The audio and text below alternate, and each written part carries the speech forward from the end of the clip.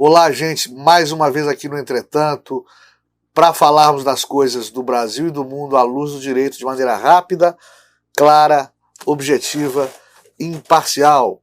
Vamos falar hoje da passagem de Lula por Uberlândia, no Triângulo Mineiro, onde só teve, quase que literalmente, cagada. Vamos falar do caso dos 2 assassinatos na região amazônica, do jornalista inglês e do sertanista brasileiro. Vamos falar do STF com medo e do posicionamento da Rede Globo sobre o ativismo judicial do STF.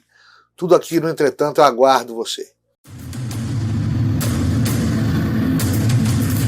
Eu não me ajoelho com politicamente correto, não, porra. O juiz não tem que entrar em pilha de mídia, tem que atuar fazendo justiça.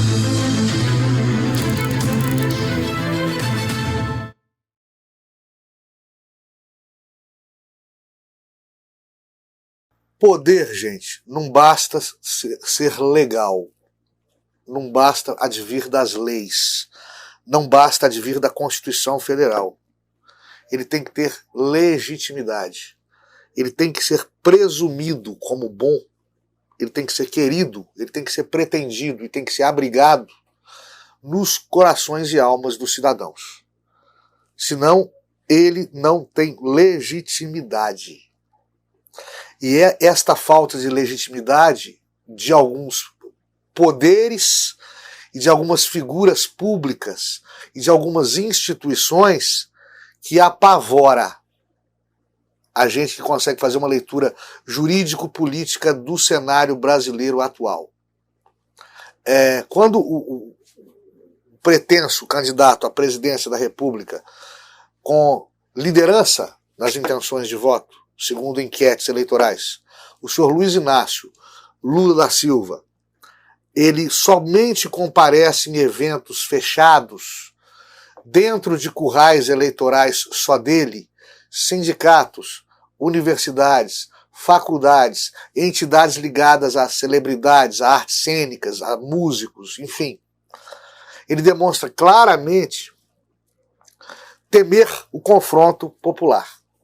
Isso partindo do criador, ou de um dos criadores do Partido dos Trabalhadores, que se alimentou da voz das ruas por décadas. Isso assombra a quantas anda a propalada imunidade moral do cidadão político Luiz Inácio Lula da Silva.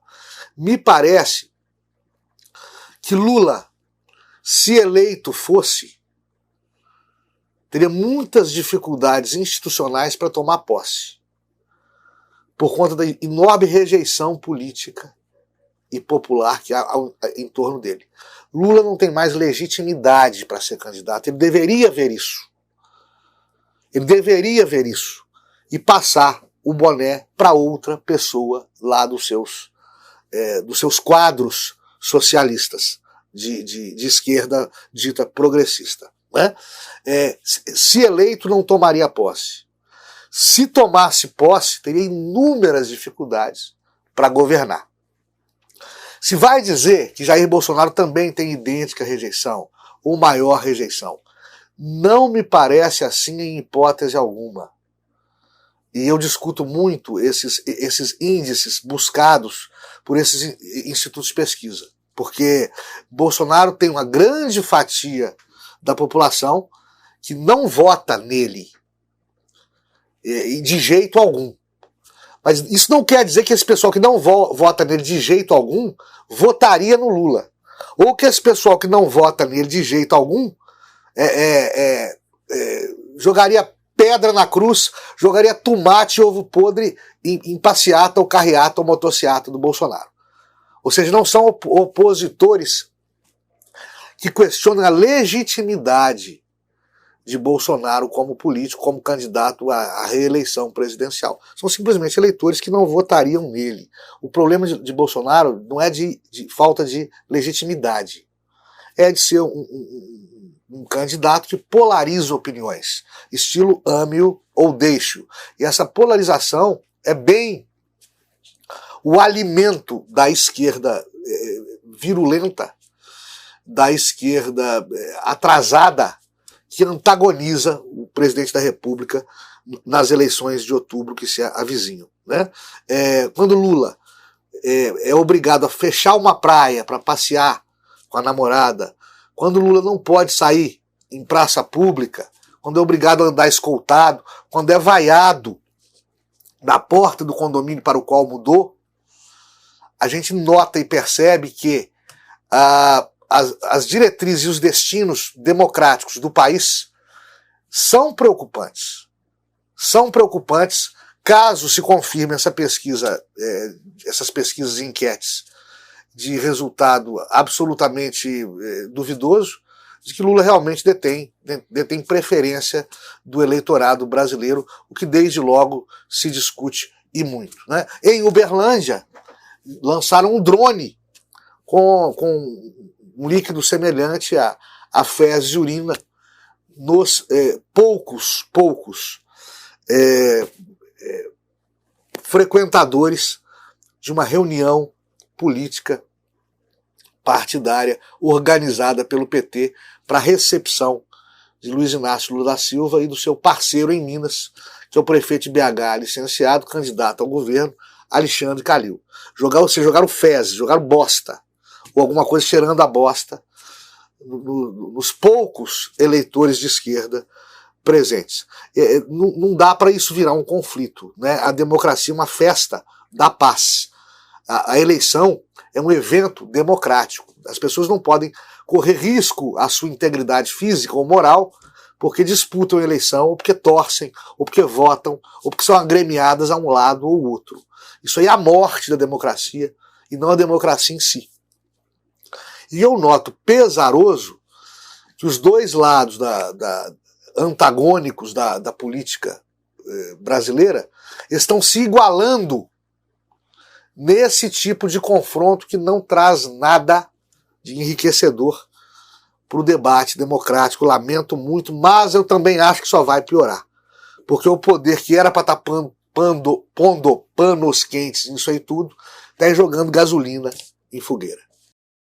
Aliás, no auge da Copa das Confederações, 2013, a então presidente Dilma Rousseff foi abrir aqueles jogos amistosos de futebol que antecediam a Copa do Mundo de 2014, e ela foi vaiada por um público de 60 mil pessoas no Maracanã, que ainda lançaram epítetos pouco airosos, né? A senhora mãe da então presidente Dilma, filha da puta, coisa horrorosa, 60 mil pessoas. Quando eu falo de falta de legitimidade para governar, eu falo disso. Dali em diante, Dilma Rousseff foi em queda livre. É isso que eu temo para o futuro presidente da República, seja ele qual for. Assim como temo pela falta de legitimidade do STF, uma vez que se posiciona, vez ou outra, em uma espécie de ativismo judicial no mau sentido. No mau sentido.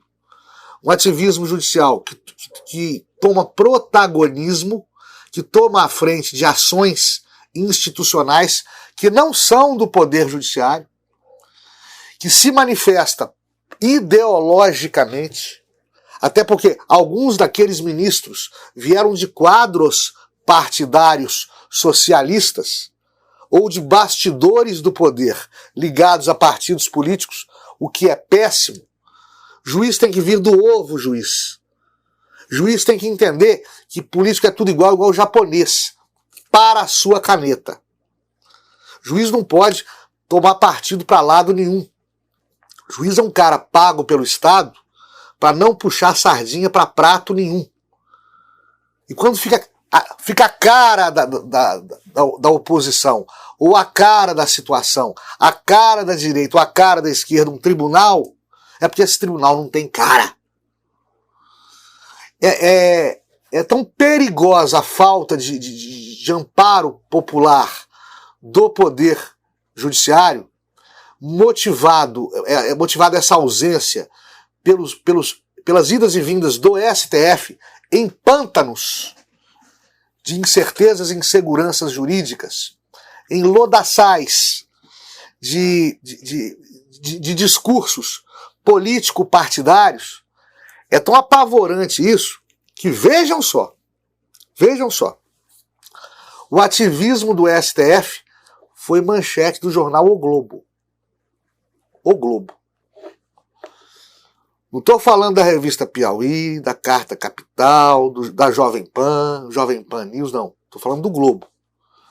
O jornal mais establishment, o conglomerado de mídia mais establishment do Brasil.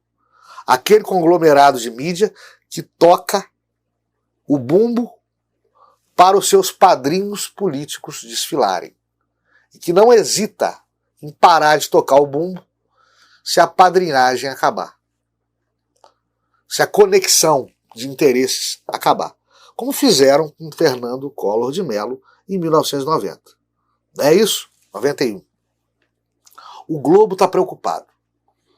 E o Globo cita a recente ordem do ministro Barroso, provocado por um partido de oposição, ordem ao presidente Jair Bolsonaro para que ele se vire para localizar aqueles dois bravos e valorosos cidadãos que haviam se perdido na Amazônia e por fim se descobriu que foram assassinados. O Dom Phillips e o Bruno, ele jornalista, o Bruno sertanista, servidor público, lotado junto à FUNAI. Ou seja, qual que é a tática disso? É a mesma tática da CPI da Covid, né? Vou mandar, não é minha função mandar o presidente fazer nada. Eu vou mandar o presidente fazer alguma coisa, que se ele não fizer, ele pode ser acusado de omissão criminosa. Se ele fizer, ele só fez porque eu mandei. CPI da Covid foi a mesma coisa. Né? Instauramos a CPI da Covid, né? Remexemos lama e carne podre, não é isso? Melhoram os índices de vacinação, diminui os índices de mortos e de contágios durante a CPI. Foi por causa da nossa CPI. Se não melhorar, ele que é um incompetente, um genocida, um fratricida, um fascista, etc, etc. Ou seja, se correr o bicho pega, se ficar o bicho come. Esse discurso é político partidário. Essas táticas de bastidores de poder são políticos partidários. O Poder Judiciário não pode se prestar a isto, gente. Porque nós somos um poder moderador, que entra em campo e a justiça tem uma espada na sua balança, o direito tem que ter sanção, coerção, imposição, senão não é direito, é moral, mas que entra em campo, em último caso com essa espada, para com ela preservar a paz. Em diversos momentos, de diversos discursos, de diversas ações, nós podemos enumerar ao longo delas o proativismo judicial dos senhores ministros, integrantes da nossa mais alta Corte de Justiça. Todas estas ações podem ter sido orquestradas com a melhor das boas intenções, o que também se discute, mas elas redundaram ou em nenhum efeito para apaziguar a sociedade ou no efeito oposto, serviu para acirrar e encolerizar mais ainda os ânimos entre as partes que antagonizam o processo político que vai entrar num gargalo agora, que é outubro. Não são só os partidos que estão de olho em outubro. O STF está de olho em outubro. Aliás, antes, o STF está de olho em setembro. Está com medo das manifestações de 7 de setembro. Juiz com medo do povo. Eu tive que chegar aos 52 anos de idade para ver isso. Juiz com medo do povo. Isso é ausência de legitimidade. Isso assusta. Dom Phillips e Bruno, dois destemidos, amantes da floresta, que não economizavam esforços em tentar proteger o bioma amazônico, que se enfronharam na Amazônia para fazer uma pesquisa de conscientização com conteúdo jornalístico para um livro que o Dom Phillips iria escrever, que ao se embrenharem na Amazônia não avisaram as autoridades. O Bruno, que era o sertanista da FUNAI, estava licenciado. Eles foram para os intestinos amazônicos, vou falar bonito, né? Usurpar a função pública, com a melhor das boas intenções de novo. Porque o Bruno não estava no exercício de suas funções e o Dom Phillips era um particular, amante da floresta, querendo a paz, querendo a preservação daquele enorme manancial de reservas de todos os tipos de vida, aquele manancial de vida. Mas eles estavam fazendo um serviço que não era deles. E não avisaram as autoridades. E foram para lá sem proteção. E caíram nas mãos de um psicopata, para quem a vida humana vale menos do que os peixes que pescava. E não era esse pelado, esse assassino. Ele não era o inimigo do Dom e do Bruno. Ele era, o trocadilho é impossível de se escapar dele. Ele era peixe pequeno, aquele pescador era um peixe pequeno para o Dom e para o Bruno. Ele era apenas um daqueles que se revoltavam com a cobertura propiciada pelos dois expedicionários, a atividade ilegal que era desempenhada ali, ou seja, Bruno e Dom não tinham em Pelado um inimigo. Pelado tinha nos dois um inimigo, que atrapalhava o seu ganha-pão. E ele resolve exterminar a vida de ambos. A atividade dos dois era arriscada. Ele sabia correr o risco. Eu me compadeço da dor das famílias. Foram perdidas duas grandes almas. Indizível o ato brutal realizado por esse psicopata patife que cometeu esse nefando duplo homicídio, covarde. Mas eu penso nessas horas o que eu penso quando, por exemplo, morre um piloto de Fórmula 1, ou morre um alpinista que está subindo o Everest, 8.000 quilômetros de altura, ou morre um policial. Lamenta-se, mas o risco era do jogo. Lamenta-se, mas o risco era do jogo. Né? Agora, o que eu não consigo entender é o que o presidente da República tem com isso. Já começaram de novo a falar. Ainda bem que eu esqueci o nome dela, uma ativista política cubana que reside em Madrid, que está no Instituto Fernando Henrique Cardoso, neste exato momento dizendo o quê? Olhem só, é o machismo e o racismo de Bolsonaro que provocaram, machismo e o racismo de Bolsonaro, que provocaram o extermínio dos dois bravos e valorosos expedicionários na Amazônia. E esse machismo e esse racismo de Bolsonaro o igualam a Fidel Castro. É tanta besteira, e o que eu fico bravo e puto é que estudante com espinha na cara, fumador de maconha e frequentador de botequim de Zona Sul, com pouca instrução, leitor de índice de livro, lê ou ouve ou assiste uma papagaiada dessa e acredita. Comparar Bolsonaro a Fidel já é por si só um absurdo. Né? Fidel, durante a Revolução Cubana, ele criou campos de concentração para presos políticos em Cuba. Matou no paredão opositores políticos dele, que ele considerava terroristas. Não tenho absolutamente nenhuma fobia, nem ojeriza a Fidel Castro ou a Che Guevara. Eles são figuras até fascinantes, conquanto erradas e muito erradas, figuras fascinantes da trajetória que a sociedade cubana e latino-americana explica. Eles não são pontos fora da curva em termos de maldade, como foi, por exemplo, Hitler e Stalin, etc. Bom, quem está falando de novo aqui é o juiz parcial, como sempre fui. Né? Fidel Castro é socialista, ele debelava seus opositores com força e violência.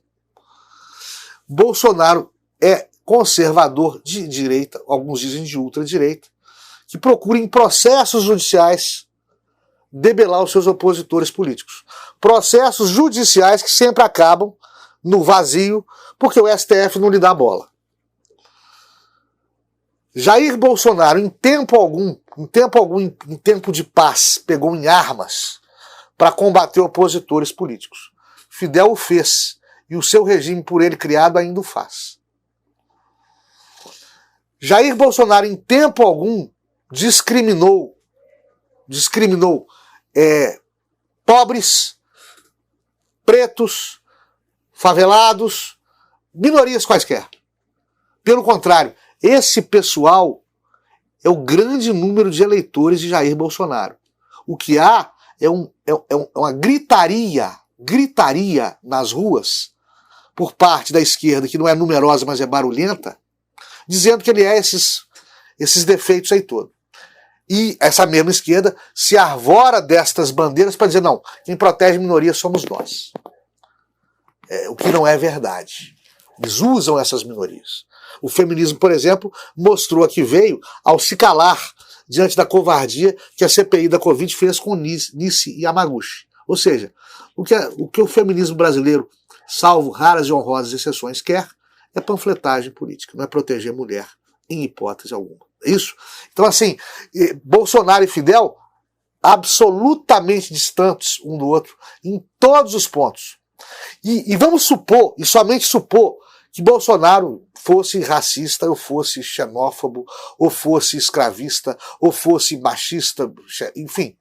O que isso tem a ver com os dois caras mortos lá? O que tem isso a ver com as calças? Os eventuais defeitos, eventuais e improváveis defeitos morais do nosso presidente tem a ver com dois caras que vão no olho do furacão, na toca do leão, convivem com perigo e infelizmente tombam no cumprimento do dever. O que isso tem a ver com o presidente Bolsonaro? Gente, o argumento político às vezes ele extravasa os limites da razão. E infelizmente onde há paixão isso acontece. O argumento às vezes é apaixonado, ele sai dos rumos da verdade. Agora atingiu, isso é fake news, atingiu um precipício tão violento, essa mentirada, que não se precisa mais provar nada. Basta que eu diga, por exemplo, que o Zezinho é fascista, que o Zezinho virou fascista. É repetição da mentira. E depois vão me dizer que a esquerda brasileira não se aproxima do socialismo de Cuba, do comunismo da extinta União Soviética, do comunismo da China atual. Pelo contrário, a esquerda brasileira, a sinistra brasileira, nunca se aproximou tanto quanto agora desses regimes políticos de esquerda totalitários. Para terminar, aumento de 14% do combustível, do diesel, de mais uns 6% da gasolina, combustível a R$8 o litro. Bom, a Petrobras é uma empresa pública, ela não é totalmente do governo federal. O governo federal tem ações dela, é o maior acionista dela e tem direito de voto no seu conselho deliberativo, nas suas assembleias. Né? Tem que ser ouvido, não necessariamente obedecido. Mas as diretrizes governamentais são sim muito importantes para a Petrobras. E a Petrobras deveria segui-las. A bem da verdade, a tendência de subida do combustível é mundial e a Petrobras não tem condições de se desatrelar à balança comercial, principalmente a variação do preço do petróleo e do dólar em épocas de guerra da Rússia com a Ucrânia, porque nós podemos ter reservas que nos tornariam, hipoteticamente, suficientes em termos de combustível fóssil. Mas nós não temos capacidade de refino desse combustível que temos em potência no nosso subsolo. Ou seja, temos petróleo, mas não temos capacidade de refino. Então nós precisamos lá de fora. Outra coisa, o preço é internacional. A Venezuela tentou criar preços nacionalizados e quebrou. Então o mercado internacional primeiro por causa de pandemia, depois por causa de guerra de Rússia, fez supitar o preço dos combustíveis no mundo inteiro. Segundo lugar, impostos. O governo federal precisava de um pouco mais de cumplicidade dos governadores na redução de impostos. A gente sabe que o governador está tudo com pílulas na mão, mas é uma hora de abnegação, é uma hora de sacrifício. E aí entra uma hora que também é toda político-partidária, em que tudo visa eleição, e aí, ao invés de preocupar com bolsa, economia, preço de combustível, se vai preocupar com voto e com eleição. E isso não anima ao eleitor brasileiro, não anima o cidadão brasileiro e não é bom para a nossa sociedade. É evidente que criar uma CPI da Petrobras para discutir sexo dos anjos, para descobrir culpados, que CPI é para isso, agora é inoportuno. É queimar cacife político à toa. Troca a gestão da Petrobras, mas não sai o problema. Significa que a gestão da Petrobras não é vilã. O que está faltando é competência. E competência você resolve com capacitação apertando parafuso, né? E a crise internacional está aí para piorar ainda mais isso. Vamos passar por essa marola, por esse aumento súbito de preços. Vamos passar por isso. Vão ficar cicatrizes econômicas talvez duradouras. Mas é ter paciência nesse momento, tá bom? Até a próxima, fiquem todos com Deus. Dê o seu like, clique na sinetinha e inscreva-se no canal.